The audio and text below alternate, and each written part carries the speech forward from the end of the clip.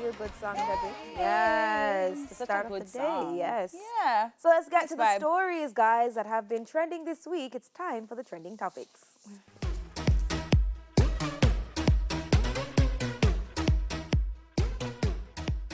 Well, I think this one had to be number one, right?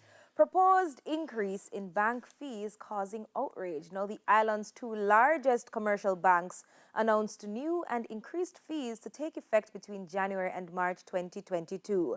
Now, the PM and Finance Minister denounced the proposed increases with opposition MP Fitzjackson's support.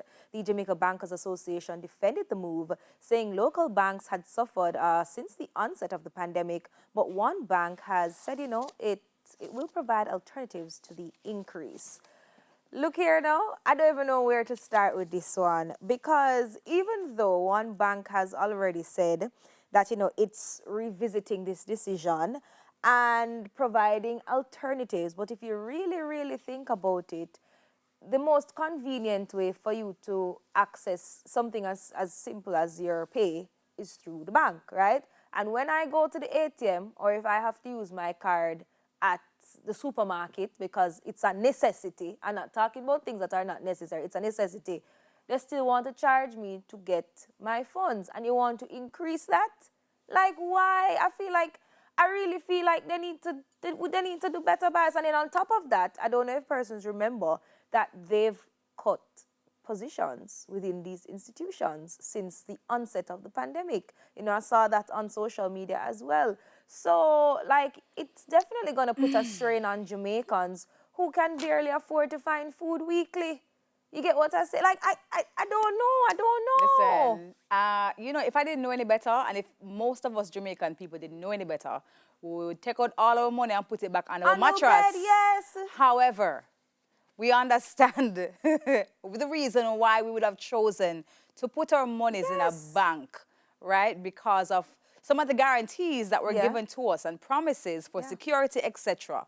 And if I have a bank account in a particular bank and I'm also being charged to take my own money from said bank, it is very discouraging. No, I understand it.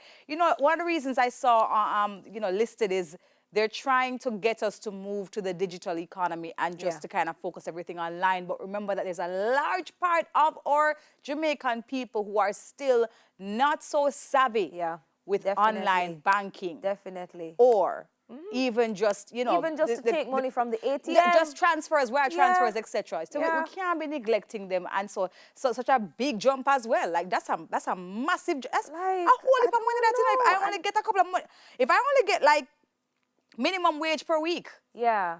Can you imagine how much money? Anyways, I don't want to get into it. I really feel like they should revisit it. Fix things. Alternatives and things. Fix things. Why no? No, come on, Fix guys. things. And we're still in a pandemic, honey. We're not out of it. We're still here. Anyways, guys, Mr. Lexx's anti-smoking campaign. Now, dancehall artist Mr. Lexx was recently hospitalized for a collapsed right lung and had to undergo emergency surgery. He has since taken to social media, warning his followers of the harmful effects of smoking, and rightfully so. And Mr. Lexx, we're still sending you healing energies, and we want you to get well very soon. We're very happy that you were around. You are still around to tell people about the effects of the indulgence, of smoking. And encouraging persons just make a healthier choice. Yeah, man. Because we don't want to lose and you know what, people to just this habit. Yeah, you know what as well is not only you as the smoker, but those around you as well. Exactly. So secondhand smoking, and sometimes, secondhand smoke can have even more harmful effects than you as the primary smoker. So I feel like, it's a good look. Sometimes you gain some wisdom from experience, and then from that wisdom you end up sharing it with other people to try and encourage them to live better, to create better lifestyles and things. So Mr. Lexx, as Debbie said, we're sending you some healing energy. Get well soon. Happy you're still around, and happy you're using your platform right now to, spread the message. Man. Some education. Yeah, man, definitely. So all the best to you. Moving right along now, COVID-19 measures to end soon. unless there is an extreme change in circumstances coming out of the fourth COVID-19 wave. The PM says there will be a gradual scaling back of restrictive measures. This announcement was made at the opening ceremony of the Jamaica Stock Exchange Conference.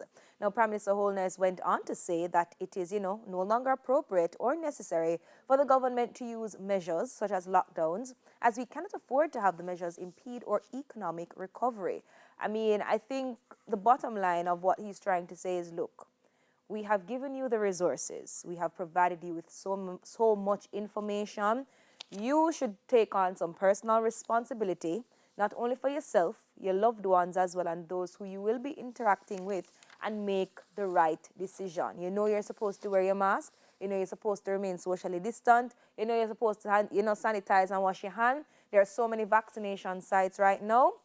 You know that these things are made readily available to you. So therefore, we can't lock you down and try and, when them say you bring the horse to the water, but you can't force him to drink it. We can't bring the horse to the water anymore and force the horse to drink it. Literally, we're saying the onus and the responsibility is on you now, right? And I mean, maybe eventually this whole COVID-19 will turn into what we call, the common flu, and people just get them flu shot every year. Because I know people who, before the pandemic, they used to get a flu shot every year.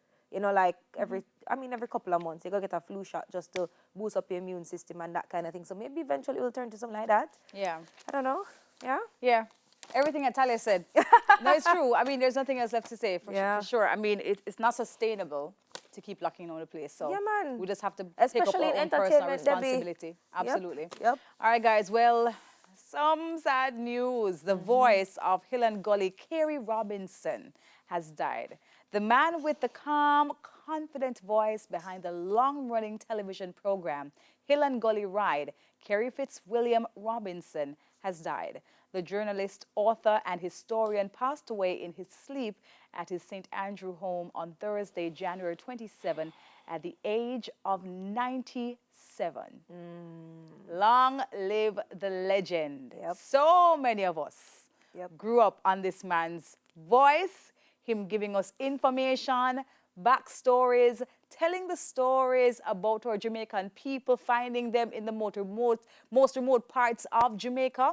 And it's something that, I don't know about you guys, but I looked forward to watching when I was younger on a Sunday. So, rest in peace, Kerry, and condolences to his family. But just know that your family member, your father, your brother, whatever he was to you guys was a legend. Yeah, and he really helped a lot of us to understand ourselves as Jamaicans. Yes, everything that Debbie said. In addition to the fact that, with all the resources that we have now, I'm sure that we'll still be hearing him, and we can probably use the resources that we have now to make his legacy continue. So other generations will hear him as well.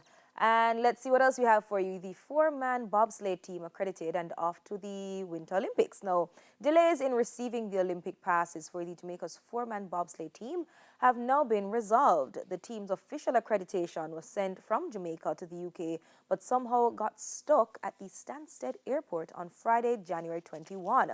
The delay in delivery could have jeopardized the team's chances of making their flights to Beijing, but they are now off to the Winter Olympics. Look here, man.